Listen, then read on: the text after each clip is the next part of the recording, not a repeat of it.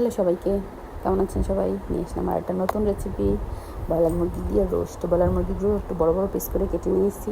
তারপর আদা, রসুন, পেঁয়াজ বাটা, লবণ, হালকা আর টক দই দিয়ে ভালোভাবে মেখে 10 মিনিট রেখে দেবো।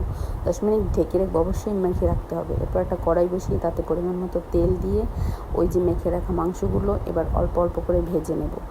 এটা কিন্তু যেহেতু ব্রয়লার মুরগি, তাই একটু সময় নিয়ে আস্তে আস্তে করে ভাজতে হবে। ব্রয়লার মুরগি সবাই ভাবতে পারে যে ব্রয়লার মুরগি দিয়ে রোস্ট কীরকম লাগে, কিন্তু এটা কিন্তু খেতে অনেক ভালো লাগে। অবশ্যই বাসায় একদিন ট্রাই করে দেখবেন, না হলে বুঝতে পারবেন না। আর আঁচটা কিন্তু মিডিয়াম রেখে তারপর ভাজতে হবে, একটু বেশি সময় নিয়ে ভাজতে হবে, যেহেতু ব্রয়লার মুরগিটা একটু নরম, তাই একটু বেশি সময় নিয়ে সুন্দর করে ভাজতে হবে। এই যে দেখেন, আমি কয়েক পিস ভেজে নিয়েছি, এভাবে করে সব পিসগুলো ভেজে নেব।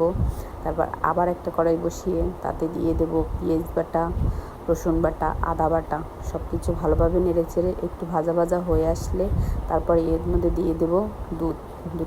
তারপর দুধ দিয়ে ভালোভাবে নেড়ে চেড়ে দিয়ে দেবো লবণ। তারপরে দিয়ে দেবো ভাজা মাংসগুলো আর উপর দিয়ে কিছুটা কাঁচামরিচ। এরপর দিয়ে দেবো ফুটে আসলে দিয়ে দেবো রোস্টের মশলা আর দিয়ে দেবো টোস্টের গুঁড়ো।